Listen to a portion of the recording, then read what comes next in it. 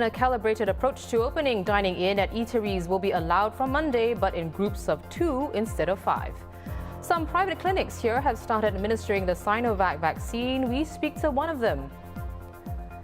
And in the second of Singapore's two-part census, households are making more money over the past decade. Hello, I'm Olivia Quay. You're watching The Big Story live in the Straits Times newsroom. You can subscribe to our channel so you never miss a single episode. Even as more measures will be relaxed from Monday, Singapore's reopening is still being done in a calibrated manner. To that end, you can dine in at eateries from next week, but only in groups of 2. A group of more than 2 people can dine in only if they all come from the same household, but they'll still have to be seated in groups of 2 at different tables. If you have 6 people in the household, you cannot book a table and have 6 people seated there. It's 2 persons per table. But this is about multiple table booking. Generally, multiple table bookings are not allowed, and F&B establishments will be required to enforce that. You cannot have a group of 6 friends and then you book 3 tables and then you have 2, 2, 2, and then you try and circumvent the restrictions, book 3 tables side by side, and you still interact with each other. That's not permitted. But we had made a concession previously for households, people in the same household. If you really want to go out, 3 tables or 2 tables, but you're all in the same household, you make it very clear to the F&B outlet, and we did allow such concessions before, and we will continue to allow. The 2-person group limit for dining in will be increased to 5 from mid-July, barring unforeseen circumstances. Meanwhile, here's what you can and cannot do from Monday. Indoor mask-off sports activities may resume, but also only in groups of 2 with safe distancing. Wedding receptions will continue to be banned at least until mid-July, when further changes will be announced. Workers should continue to work from home as far as possible to reduce overall interaction within workplaces and public spaces. Regular testing using fast and easy tests like the antigen rapid test kits will be mandatory for staff in higher risk activities, including F&B outlets, personal care services and gyms with unmasked participants. And people who have visited hotspots on the same day as those infected will need to take a mandatory COVID-19 test. Infectious diseases specialist from the Rophi Clinic, Dr. Leong Hoe Nam, is here to weigh in on today's developments. Welcome back to the show, Doctor. So, as what we've seen throughout the pandemic, Singapore's approach to handling it is still very much calibrated. Throwing back to what you told Haryanto last week, is it still a case of having your cake but not being able to eat the whole thing yet? Interesting. Yes, we are in the state where we have the cake now. We get to eat it, but we halve it. So you're going to dine it across 2 people. I think the greater intent behind it all is to keep from the from the task force is actually to keep the reproductive numbers going up and keep the marriage numbers going up. So I am happy that people can still dine, and I'm very, very happy that Mr. Lawrence Wong has agreed to let people dine, one whole family dine together, except in 3 separate tables, because it makes it more reasonable for people with families like myself to go out dining. However, I'm going to say something. We haven't solved the problem of taking the mask down, eating in an indoor situation. If you look at it, the indoor situation with the ventilation, the transmission rates are still high. Unfortunately, indoor dining is still high risk. So it's a reminder to everyone that we must keep the mask up whenever possible. Put the mask down only when you're consuming your food or your drinks. When you're speaking to each other, mask must stay on, and try to distract other people. I mean, don't gather across tables, because this would remove the purpose of having 2 persons per dining. And I'll be very honest and say that I expect the numbers to go up as a result. But it is between the businesses not running forwards and versus us having complete control of the virus. So this is a meeting ground, a middle ground for all situations. And we hope that this will allow a bit of economy to continue on, but yet at the same time, some fun.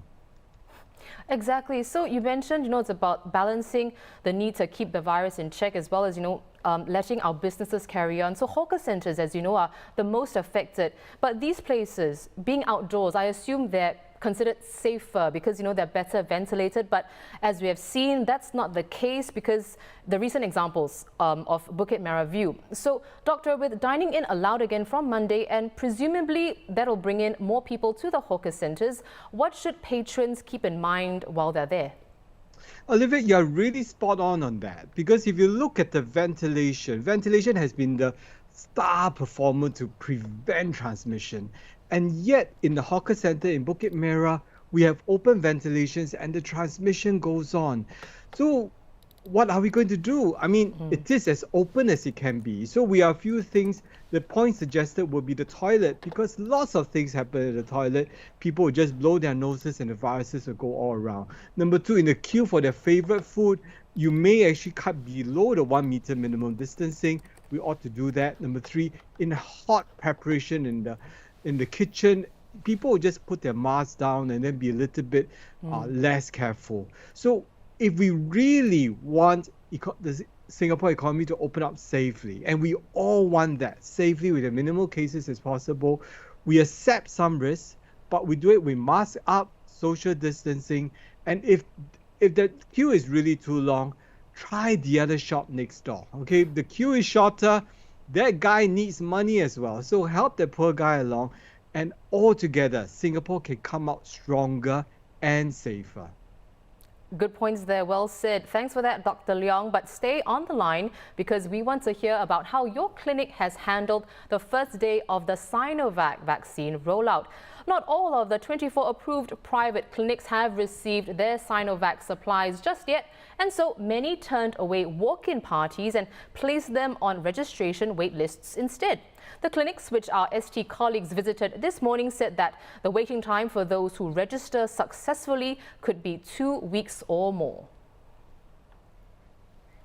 Well, Dr. Leong, it's back to you. The Rophi Clinic has received its supplies and started administering the shots from 4 p.m. today to an initial batch of about 20 people. What was the sense that you got from them now that they have this Sinovac option? I thought that the Sinovac vaccines were more popular than the Hello Kitty dolls that are being sold at McDonald's, because we have been receiving hundreds and thousands of calls and messages to try to get themselves registered. I'm very, very happy and thankful that the public places so much trust on us. But at the same time, you must understand that as a clinic, we are not really suited to cater to the BTS-like equivalent demand for the McDonald's packs. So coming back, I want everyone to just be very cautious, be understanding. I mean, it takes time to get all these thousands of vaccines going through. Number two, register yourselves, myself, my clinic, or other clinics, or any other clinics which you find happy with. We will get to that number. If we commit ourselves as a clinic to give the vaccination, we will do it there for you. Number three, many of us started with low numbers now, just to have a feel of the whole operations and how it's going to go through. We will have many hiccups, and certainly our quality of care, our quality of love given to our patients may be a little bit lesser, but nonetheless, it is still very earnest. So if we did anything wrong, I apologize to you on behalf of all the clinics there are. Bear with us as we try to get many people vaccinated. I do understand that the COVID-19 vaccine comes on the mRNA as well as the Sinovac, and many people have a lot of hesitancy with the mRNA. Scientifically, the mRNA vaccines are still better, but if you have no other choice and you insist on Sinovac, getting Sinovac vaccination is better than nothing. Right. Well, like you said, you have received thousands of sign-ups to the wait list. How does the Rophi Clinic plan to handle this overwhelming response, Doc? We have to pull in extra people to help. We're trying to work out protocols. We're trying to use AI to help us in terms of registration online, so as it becomes more seamless, instead of having to write and then transfer, so as to try to, digitize our registration. So all this is trying to smoothen the whole processes and make things easier. Now, it is challenging because none of my nurses are ready for these numbers, but we will get there. We will deliver the shots to Singaporeans. Could you share more on the process of obtaining the Sinovac vaccines? How does your clinic work with the Health Ministry on that? First of all, the Ministry of Health actually opened up the applications to many clinics, asking them what would the pricing of the vaccine will be, what facilities, and I understand that that is more important. What facilities, what contingencies you have to place the vaccines, to hold the vaccines, to administer the vaccines. In fact, they look at your experience in giving vaccines before they just issue it to any other clinics. So our clinic and many other clinics have given many influenza vaccines, pneumonia vaccines, even shingles vaccines, etc.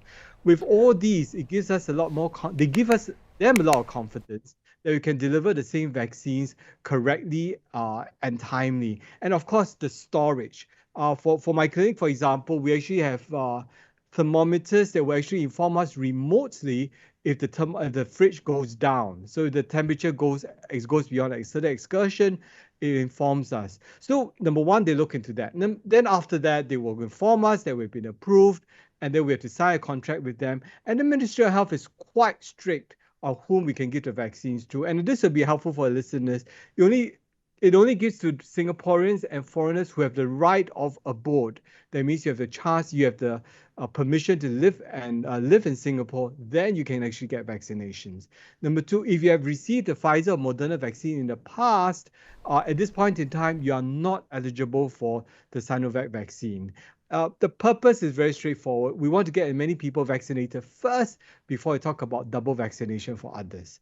So that's basically are the rules. And when we applied, we were informed of it on Wednesday. By Wednesday evening, the news went out. By 2350 Wednesday night, the calls started coming in, booking for vaccinations. And of course, the vaccines arrived today, and we have started giving to our first patients. Well, Dr. Leong, it's always a pleasure to have you on the show. Thanks so much for sharing more on your Sinovac vaccine rollout, as well as your insights on our COVID-19 situation. I've been speaking with Dr. Leong Hoe Nam, an infectious diseases specialist from the Rophi Clinic at Mount Elizabeth Novena.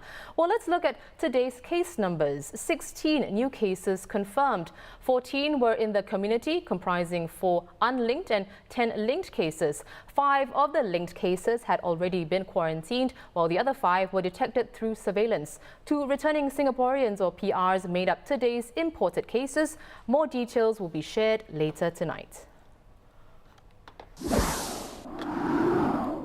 So groups of 2 people instead of 5 can dine in from Monday. A little disappointing, but it's still some sort of respite for F&B businesses. Joining me now with more is Tan Xue Yun, food editor for the Straits Times. Welcome back, Xue. So I know the announcement was just a few hours ago, but what's the reaction been from F&B establishments? Okay, well, I think people are more or less saying better than nothing. You know, better than not being able to reopen. But all of the restaurants that I spoke to, they say that they're going to continue with the takeout just because it's really difficult to make it work sometimes with people, especially if, for example, you're a Chinese restaurant where a table of two cannot really order a lot of food. So that's a problem that they will have to face. I see. Well, how have these places been preparing for their reopening? And now that only groups of 2 can dine in, have restaurants had to make further adjustments? Yes. So Singaporeans are really on the ball when it comes to figuring out where they want to eat out, right? So a lot of the restaurants I spoke to, they have already had bookings for June 21st and after. And a lot of those bookings are actually for 4 or 5 people, because I think people were, diners were kind of figuring that it would not go back to 8 people a table immediately. So they booked safely for 4 or 5. So one of the chefs that I spoke to, Edward Chong, he's at Peach Blossoms, and it's a Chinese restaurant. And he's saying that the minute the announcement came, he had cancellations. Most of his bookings are for 4 or 5 people. So Chinese restaurants are going to be hit pretty hard. Right. The other restaurants, the casual restaurants, they might not be hit so hard. Sebon's, which is a chain of restaurants serving crepes and soup. Very young family oriented. But now they have to make sure that just 2 people per table. So it means that if you're a family of 4, the parents will have to, each parent will have to sit with 1 kid and at different tables. And Iggy's, which is a restaurant at the Hilton, it has 1 Michelin star. So the owner, Ignatius Chan, was telling me that it's just going to be like Valentine's Day until the middle of July, which is to say that the whole restaurant will be filled with tables of 2 people. Well, Xue, thank you very much for giving us the word on the ground. That was the Straits Times' food editor, Tan Xue Yun.